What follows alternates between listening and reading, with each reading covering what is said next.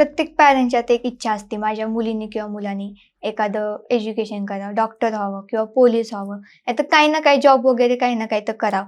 पण ते कसं असतं, त्या एज्युकेशनची पण एक आवड असून एक बाहेरची पण आवड कोणती तर पाहिजे. जसं माझं आहे, की मी एज्युकेशन पण करते आणि बाहेरचे म्हणजे रील्स करते, डान्स करते. मी सगळ्या गोष्टी मॅनेज करून करते. तर ठीक आहे, तुमच्या मुलांना करायचंय, करू द्या. नाही असं नका, म्हणजे नाही, काही पॅरेंट्स डायरेक्ट नाहीच बोलतात, की नाही करायचं. तरी मुली गपचूप करतात किंवा मुलं गपचूप करतात. पण तसं नाही, करायचंय. तुमचा मुलगा एज्युकेशन पण करतोय, एज्युकेशन पण करू द्या, बाकीच्या गोष्टी पण. त्यांचा सपोर्ट असला तर कोणत्या गोष्टीला म्हणजे काय आपल्याला वाटतच नाही.